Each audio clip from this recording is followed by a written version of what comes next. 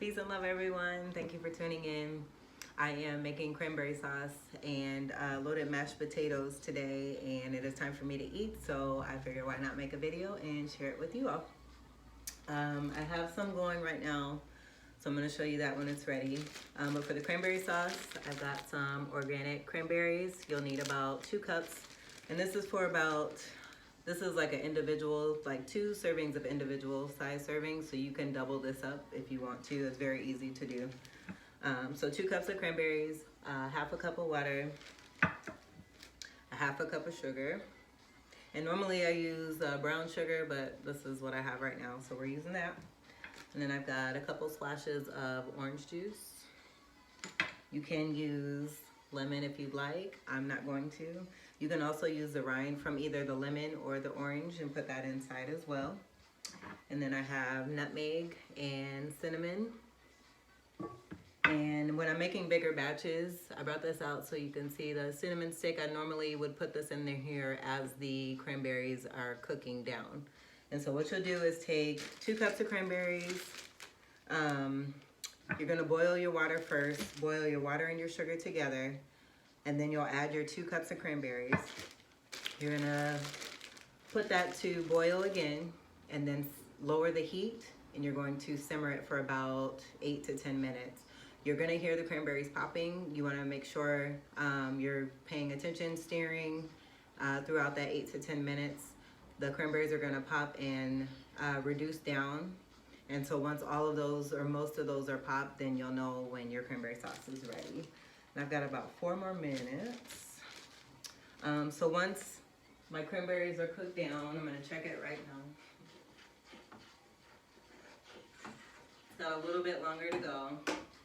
Once they're cooked down, I'm gonna put them in a bowl. I like to add probably a handful of golden raisins and a handful of pistachios. I know it's a weird combination, but I enjoy these kinds of foods. I like mixing things and experimenting with things, and this just happened to work out super well. So you're more than welcome to try this. Otherwise, you can do chopped fruits. You can do some other nuts that you might enjoy, and raisins, brown raisins, or dates, or anything similar to that. And so, yeah, once you get that in the bowl, then you're going to chill it. And so an easy way for me to chill it, because I like to eat it right away, I pop it in the freezer for about 10-15 minutes and then put it in the refrigerator for probably another 10-15 minutes, and then check it every now and then. You don't want to mess with it. It's almost like baking a cake where you don't want to open the door, the oven door, too many times, because you don't get to where the result that you're looking for. So just make sure you keep it refrigerated to where it's nice and chilled all the way through and no longer heated, unless you like warm cranberry sauce. And then, along with my cranberry sauce, I've got mashed potatoes. I'm going to load them up. And so I've made mashed potatoes here with coconut milk. You can make it with a vegan butter or regular butter, salt and pepper. And these are very versatile as far as the ingredients that you use, whether you are vegan or not.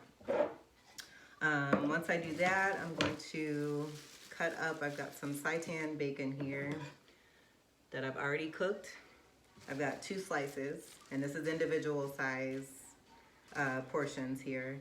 And I'm just gonna snip this and cut this across the top. After I've melted this, I'm gonna melt this in the microwave for probably about a minute. These have been in the refrigerator, the mashed potatoes, and so I'm gonna cook them a little bit longer than normally I would if I was just cooking them and took them off of the pot.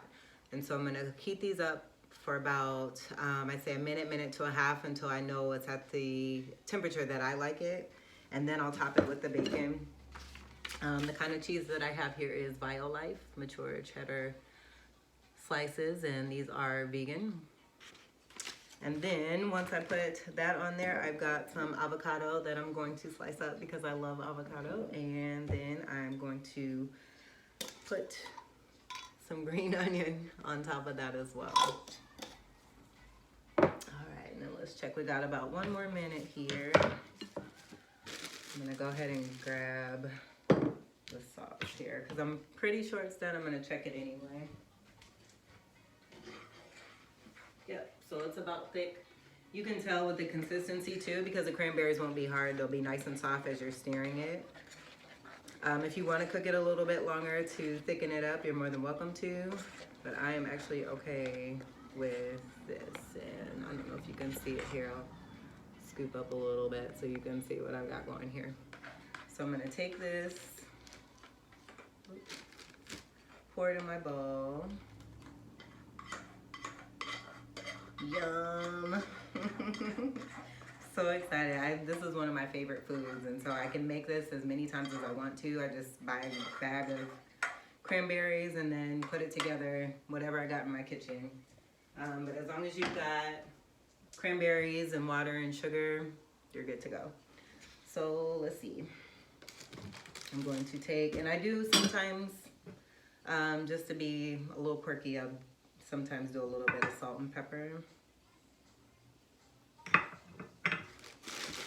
And then again, you're gonna do a handful, I like a lot of raisins.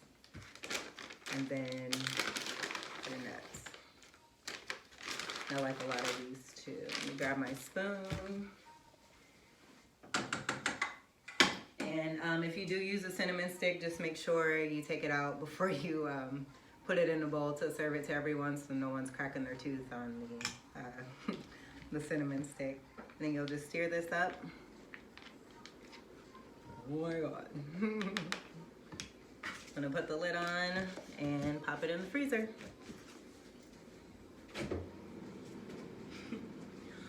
So that is my recipe. I thank you so much for tuning in. I hope that you enjoy if you do decide to try, and yeah, enjoy, because I will.